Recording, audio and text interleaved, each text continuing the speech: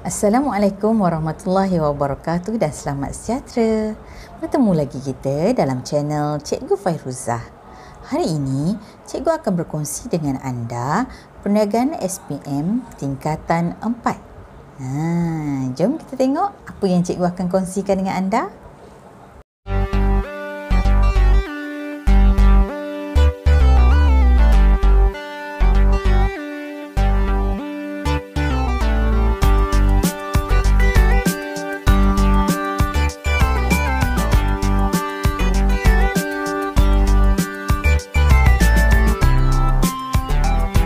Hari ini, Cikgu akan berkongsi dengan anda bab 1 tingkatan 4 iaitu bentuk pemilikan perniagaan.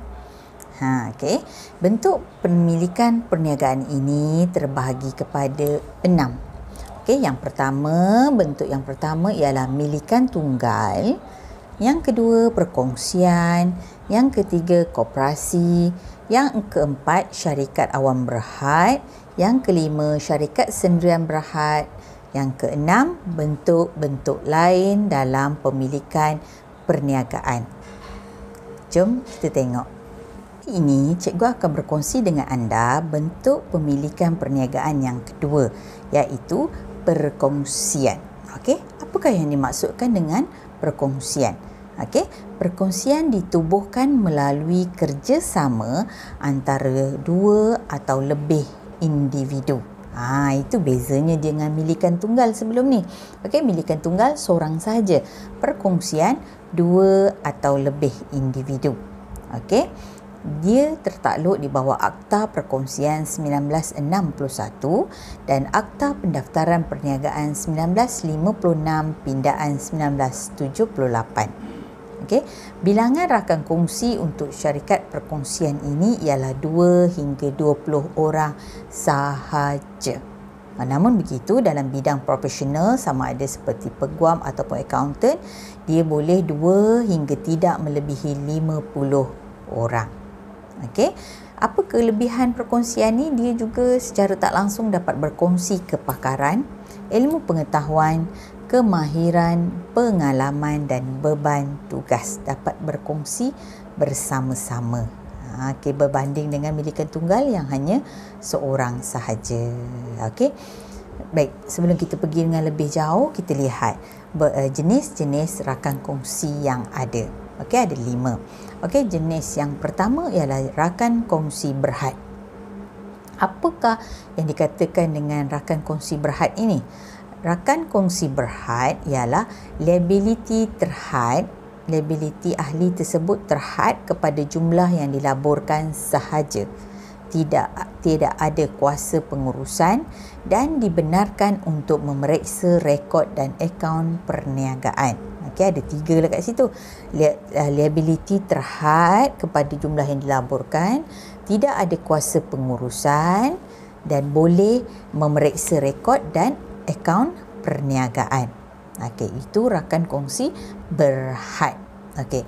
Yang kedua, rakan kongsi lelap. Rakan kongsi lelap ni, okey, penerangan dia ialah menanggung liability tidak terhad. Okey, tidak terhad. Okey, tidak aktif dalam pengurusan dan menyumbang modal sahaja. Sekiranya apa-apa berlaku, dia boleh diambil asetnya untuk membayar hutang sebab dia tidak terhad, liability dia tidak terhad, tak aktif pengurusan dan dia bagi modal. Okey, itu rakan kongsi lelap. Okey, yang ketiga, rakan kongsi biasa. Rakan kongsi biasa ini menanggung liability tidak terhad dan berhak menguruskan perniagaan. Okey, itu biasa. Okey, rakan kongsi aktif pula menanggung liability tidak terhad, aktif dalam pengurusan dan dibayar gaji bulanan. Sebab apa dia dibayar gaji bulanan? Dialah yang menguruskan syarikat tersebut. Itu rakan kongsi aktif. Okey, yang lain kan tidak aktif pengurusan, tidak ada kuasa pengurusan, melainkan rakan kongsi biasa dia berhak uruskan perniagaan, dia ada hak lah. Okey. Okey, yang terakhir rakan kongsi nominal atau namaan, yang mana namanya digunakan sebagai rakan kongsi tanpa mengeluarkan modal. Okey, namun begitu dia perlu menanggung liability yang tidak terhad. Okey, hanya satulah yang liability terhad, iaitu rakan kongsi berhad lah. Yang lain semua liability-nya tidak terhad. Okey, boleh faham macam itu ya. Okey, kalau anda tidak faham ataupun ada kemusykilan, anda boleh berhantar dan typekan soalan anda dalam ruangan komen supaya nanti ada masa cikgu akan jawab. Okey, baik. Kita lihat pula apakah kelebihan perniagaan perkongsian ini. Okey, yang pertama, modal lebih besar berbanding milikan tunggal sebab dia 2 hingga 20 orang. Milikan tunggal seorang saja. Okey, yang kedua, mudah ditubuhkan. Yang ketiga, dapat berkongsi kepakaran, ilmu pengetahuan, kemahiran, pengalaman dan beban tugas boleh berkongsi bersama-sama. Okey, yang keempat kelebihannya ialah beban cukai rendah, iaitu cukai pendapatan individu sahaja yang dia perlu bayar. Okey, itu 4 kelebihan syarikat perkongsian. Okey, namun di sebalik kelebihan ada kekurangannya. Mari kita lihat apakah kekurangan perniagaan perkongsian ini. Okey, yang pertama, modalnya terhad kalau dibandingkan dengan syarikat berhad. Okey, bandingkan dengan lain lah, dia lebih kecil lah berbanding syarikat yang lain. Tapi kalau dengan milikan tunggal, dia menang lebih lah. Okey, yang kedua, perniagaan tidak berterusan. Okey, sama juga dengan milikan tunggal tadi. Okey, milikan tunggal sebelum ini. Okey, perniagaan tidak berterusan akan terbubar sekiranya rakan kongsi meninggal dunia, muflis atau wujud perselisihan faham, bergaduh pula. Jadi boleh dibubarkan. Okey, kekurangan yang ketiga, liability tidak terhad, iaitu aset peribadi rakan kongsi boleh digunakan untuk menjelaskan hutang yang tertunggak. Itu dia liability tidak terhad. Okey, aset boleh diambil. Okey, aset peribadi. Alright, yang keempat, tindak tanduk rakan kongsi melibatkan semua. Contohnya rakan kongsi ada 5 orang, seorang membuat onar, jadi semuanya terpalit sama. Imej syarikat terpalit sama.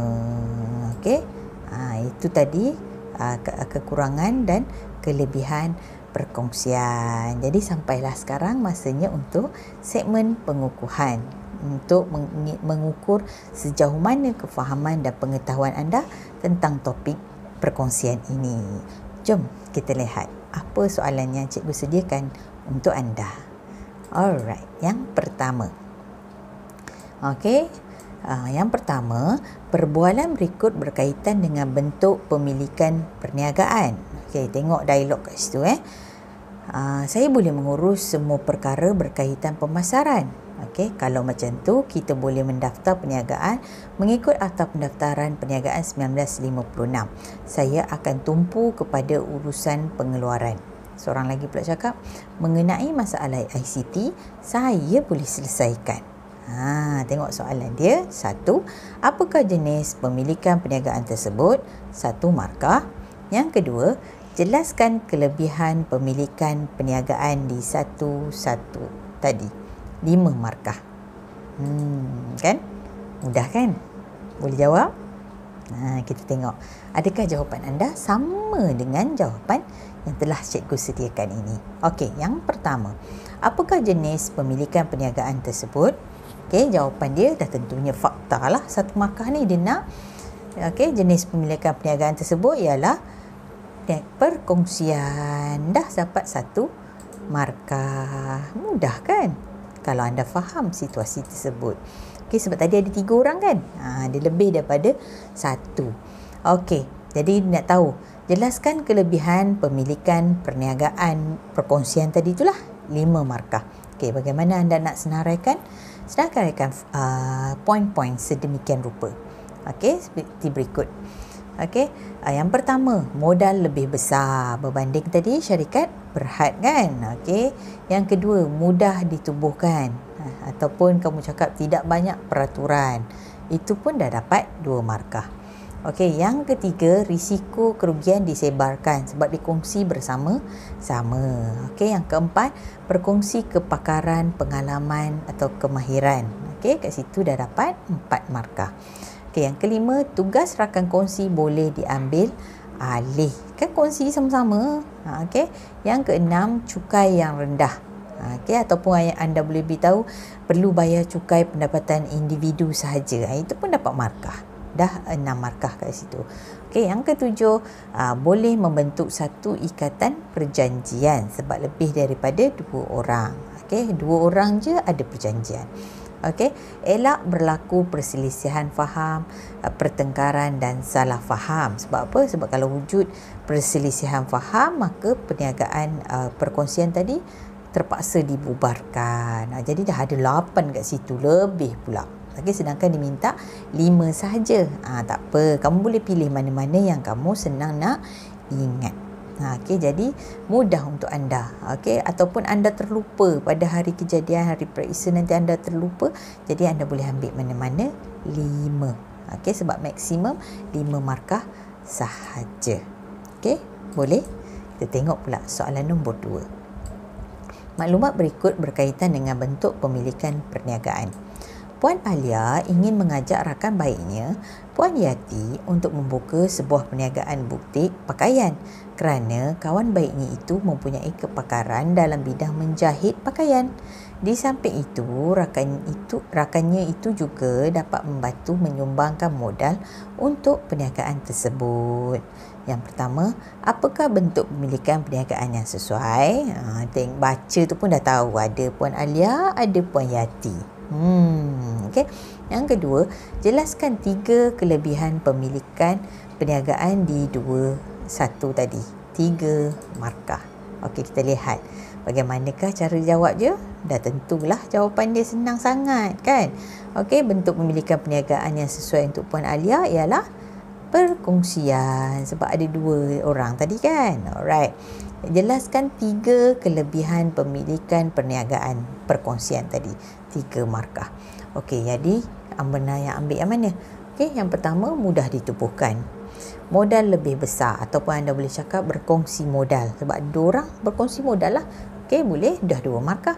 Berkongsi kepakaran, berkongsi kemahiran, 3 markah dah kat situ. Yang keempat, beban cukai rendah. Kan? Senang je. Sama ke jawapan kita? Bagus kalau sama sebab anda sudah selangkah untuk mendapat A+. Jom, kena rajin selalu ulang kaji. Tonton video cikgu untuk anda selalu dapat ulang kaji. Okey? Sampai di sini dahulu perkongsian cikgu pada hari ini. Terima kasih atas perhatian. Mohon maaf atas kekurangan. Jangan lupa like, komen dan subscribe channel Cikgu Fairuzah supaya tidak ketinggalan di atas perkongsian cikgu nanti. Okey, mudah anda mendapat sebarang perkongsian sekiranya anda subscribe channel Cikgu Fairuzah. Okey, jumpa lagi pada perkongsian akan datang. Bye.